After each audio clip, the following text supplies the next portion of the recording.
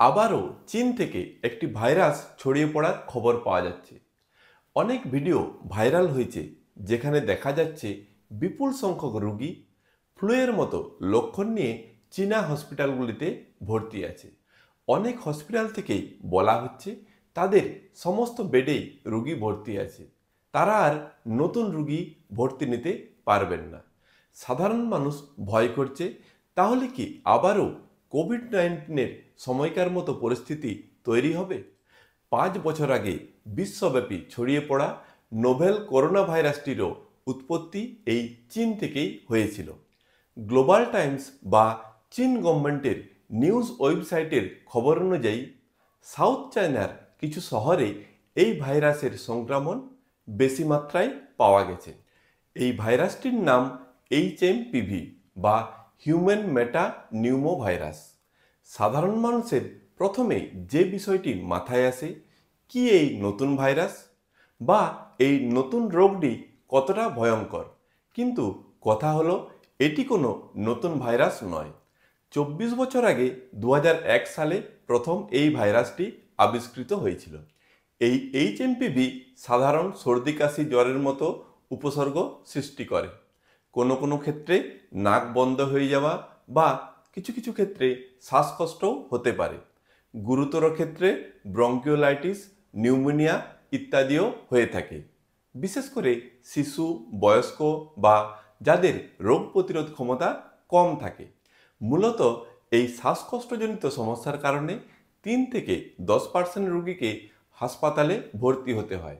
এই শ্বাসকষ্টজনিত সমস্যা সাধারণত শরীরে অক্সিজেনের লেভেল কমে যাওয়ার কারণে হয়ে থাকে। Hello, welcome. আমি তমাল নাগ, একজন ফিজিওথেরাপিস্ট। আমি আজকে আপনাদের দেখাবো কিছু সহজ ব্যায়াম, যেগুলো নিয়মিত অভ্যাস করলে আপনি আপনার ফুসফুসের অক্সিজেন ধারণ করার ক্ষমতা বাড়িয়ে আপনার শরীরের রক্তের অক্সিজেনের মাত্রাকে বাড়াতে পারবেন। ফলে আপনি যদি HMPV সংক্রামিত হনও, আপনি শ্বাসকষ্টজনিত সমস্যা হওয়ার চান্সকে কমিয়ে হাসপাতালে ভর্তি হওয়ার চান্সকেও কমাতে পারবেন। প্রথম ব্যায়াম অ্যাবডোমিনাল ব্রিদিং বা ডায়াফ্রাগমেটিক ব্রিদিং। কিভাবে করবেন? এইভাবে পা মিলে বসবেন এবং পিছনে এইভাবে সাপোর্ট নেবেন। এরপর আমাদের যে রিবকেজ থাকে এবং অ্যাবডোমেন, তার ঠিক মাঝে একটির উপর আরেকটি হাত এইভাবে রাখবেন।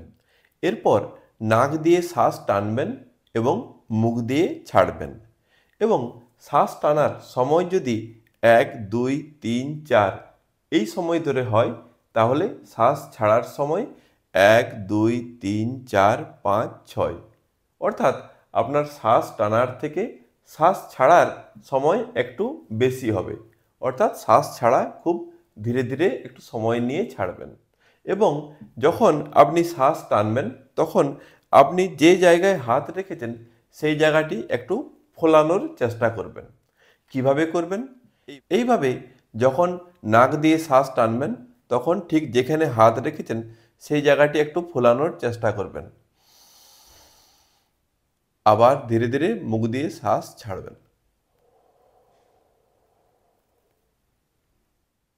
এইভাবে 10 বার নাক দিয়ে শ্বাস টানবেন এবং 10 বার মুখ দিয়ে শ্বাস ছাড়বেন।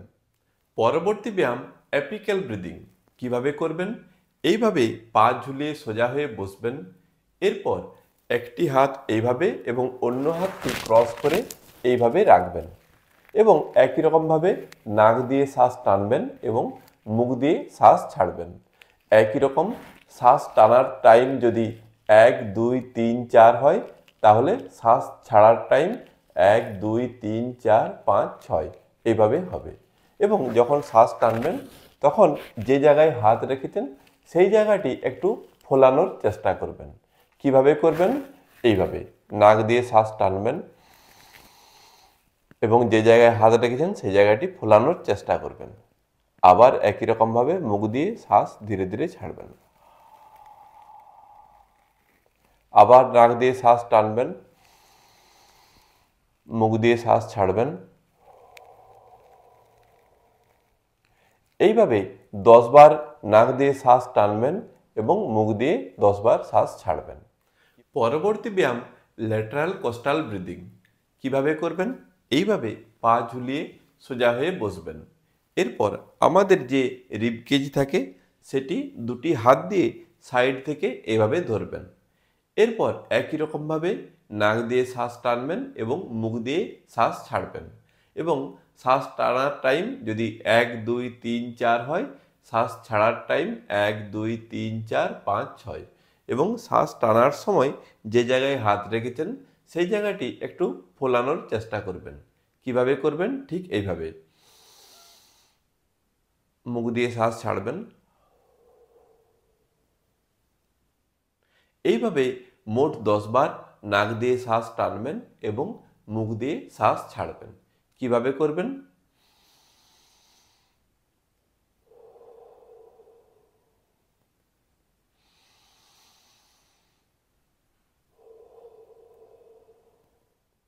পরবর্তী ব্যায়াম deep breathing exercise with movement. কিভাবে করবেন? একটি স্টিক নেবেন, এরপর দুটি হাতে এইভাবে ধরবেন। এরপর দুটি হাত ধীরে ধীরে উপরের দিকে তুলবেন, একই সঙ্গে নাক দিয়ে শ্বাস টানবেন এবং যখন স্টিক নিচের দিকে নামাবেন তখন মুখ দিয়ে শ্বাস ছাড়বেন। কিভাবে করবেন? এইভাবে নাক দিয়ে শ্বাস টানবেন, একই সঙ্গে দুটি হাত উপরের দিকে তুলবেন, আবার মুখ দিয়ে শ্বাস ছাড়বেন এবং দুটি হাত নিচে নামাবেন। এইভাবে মোট 10 বার নাক দিয়ে শ্বাস টানবেন এবং 10 বার মুখ দিয়ে শ্বাস ছাড়বেন। পরবর্তী ব্যায়াম এইভাবে দুটি হাত সামনে রাখবেন, এরপর নাক দিয়ে শ্বাস টানবেন এবং একই সঙ্গে দুটি হাতকে সাইডে নিয়ে যাবেন, আবার মুখ দিয়ে শ্বাস ছাড়বেন, তখন দুটি হাতকে আবার সামনে নিয়ে যাবেন। কিভাবে করবেন?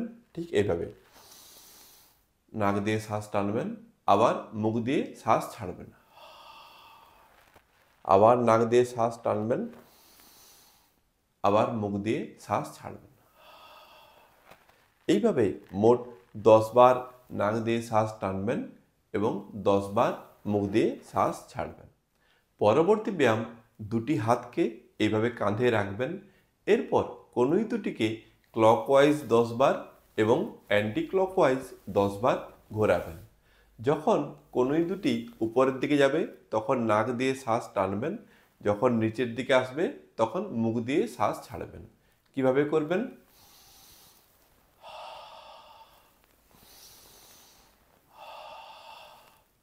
এইভাবে মোট 10 বার ক্লকওয়াইজ ঘোরাবেন এবং 10 বার অ্যান্টি ক্লকওয়াইজ ঘোরাবেন। এই সমস্ত ব্যায়ামগুলি আপনাকে সারাদিনে দুবার অভ্যাস করতে হবে। এছাড়া নিয়মিতভাবে হাঁটা, সাইক্লিং, জগিং, সুইমিং ইত্যাদি নানান ধরনের অ্যাক্টিভিটিও এই ক্ষেত্রে খুব উপকারী। পর্যাপ্ত পরিমাণে জল পান করতে হবে। এই এইচএমপিভির সংক্রমণ সাধারণত ক্লোজ কন্ট্যাক্ট বা হাঁচি কাশির মাধ্যমে ছড়ায়। সুতরাং হাঁচি কাশির সময় সামাজিক দূরত্ব বজায় রাখতে হবে, বারে বারে নাকে মুখে হাত দেওয়া থেকে বিরত থাকতে হবে এবং হাত পরিষ্কার করে ধুতে হবে। তবে সর্দি কাশি বা জ্বরের মতো কোনো উপসর্গ দেখা দিলে অবশ্যই নিকটবর্তী কোনো ডাক্তারবাবুর পরামর্শ নেবেন।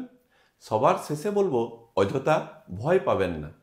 এই ভয়, রাগ, অ্যাংজাইটি, ক্ষোভ যত বেশি থাকবে আমাদের শরীরের যে থাইমাস গ্ল্যান্ড থাকে তার অ্যাক্টিভিটি তত কমে যাবে। এই থাইমাস গ্ল্যান্ড টি সেল ক্ষরণ করে। এই টি সেল আমাদের রোগ প্রতিরোধ করতে সাহায্য করে।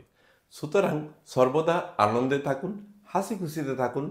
এই ধরনের ব্যায়ামের নিয়মিত ভিডিওর আপডেট পেতে আপনি আমার এই চ্যানেলটি সাবস্ক্রাইব করুন। ভিডিওটি শেষ পর্যন্ত দেখার জন্য ধন্যবাদ। সুস্থ থাকবেন, ভালো থাকবেন।